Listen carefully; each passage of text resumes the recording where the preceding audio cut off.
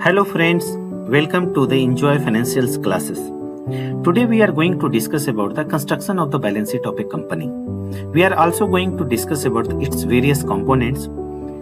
But before we start the discussion, let me ask all of you one small question. That which one is prepared first in case of a new unit? Is it balance sheet or profit and loss? So many of you who are new to the analysis of the balance sheet must be thinking of that the profit and loss is the statement which is prepared first by a company, or someone might be having the reply that it is the balance sheet which is prepared first in case of a new unit. Let me clarify all your doubts that if the company has not yet started its operation, so in that case the company will prepare first the balance sheet, and whatever the expenses, even though it may be related to the for formation of a company, whatever the expenses they will incur prior to the operations of the company, in that case those expenses will reflect in the balance. So suppose a company was set up 2 years back, and during this 2 years period they have not started their operation. In that case company will not prepare the profit and loss. But during this intervening period of 2 years, if the company has operated even for suppose 1 hours or 1 day or 1 month, from that day onwards the profit and loss will be prepared first. Then whatever the profit or loss during this 1 day or half day or 1 hour period, whatever the profit or loss the company has incurred, that amount will be shifted towards the balance sheet. So just keep in mind that in case of new unit, the balance sheet will be prepared first. Thereafter the company has operated even for half an hour, 1 hour, 1 day or 30 days, from that day onwards the profit and loss will be prepared first. Now we will discuss about a small company, R. Kumar & Sons. It is a proprietorship firm, and how the construction of the balance sheet in this case takes place, that we will discuss. So everyone must be now knowing that the liability is always written on the left side of the balance sheet and the assets are written on the right side of the balance. So the R. Kumar now has invested into the business rupees 5 lakh rupees. So the moment it has invested into the business 5 lakh rupees, so this company, though it is a R. Kumar and Sons company, but still the company and the R. Kumar both will be treated as separate legal entity. The R. Kumar Sons will feel that I have taken 5 lakh rupees from Mr. Kumar, and as and when R. Kumar will demand, I am supposed to repay it. So in this case, though it is the capital, though it is the R. Kumar money, but still the balance sheet will treat it as an outsider's money. So they will put this amount in the form of liability.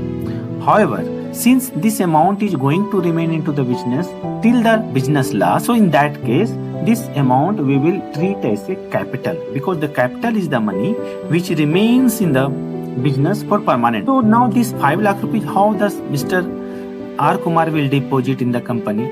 It may be in terms of cash, it may be in the terms of the bank balance. So suppose the bank balance is they have put in the current account. Now the balance sheet will understand that I have 5 lakh rupees and that 5 lakh rupees Mr. R. Kumar has given to me. So now R. Kumar, the proprietor, has seen one land which is good for the manufacturing purpose. So now he has purchased for 2 lakh rupees a piece of land. Thereafter he has constructed the building on that land. So how he will pay this 3 lakh rupees amount? So already he is having 5 lakh rupees cash in his hand or in the bank balance.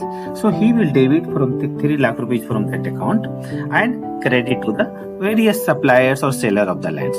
Okay, so now cash and bank balance has been reduced from 5 lakh rupees to 2 lakh. Now he proposed to now set up one plant and machinery for 20 lakh rupees for manufacturing of pen. So now since he does not have 20 lakh rupees, so what he will do?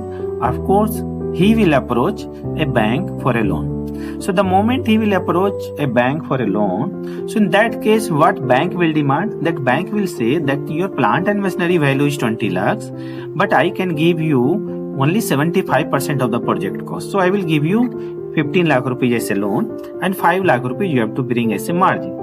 But since here if you find that R. Kumar does not have 5 lakh rupees margin, so what he will do? He will take unsecured loan from his relative, friends and whoever it is.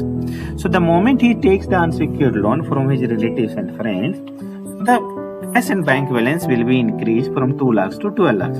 So now the bank can also understand with this figure that the R Kumar is having 12 lakh rupees now in cash available. So from that 12 lakh rupees, how this entire transaction will take place, that we will show you. What bank will do, he will debit 50 lakh rupees from the term loan account, then he will debit the 5 lakh rupees from his current account and pay to the supplier for 20 lakh rupees. So now the Mr. R Kumar has purchased plant and machinery for 20 lakh rupees. Out of this 7 lakh rupees, he has kept aside 2 lakh rupees as a investment purpose. What investment person? In case of any exigency, he can meet out. For that purpose, he has invested in some, as and when it is required, they can redeem it and use for the business purpose.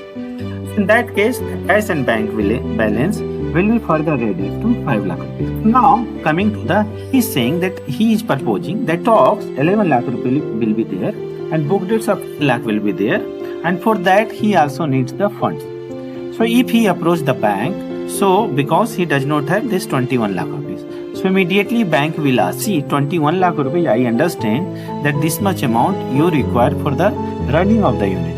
But out of this 21 lakh rupees, how much you are going to purchase the stock on credit? So we can very well say that sundry creditors means what? The supplier who has given the raw material on credit.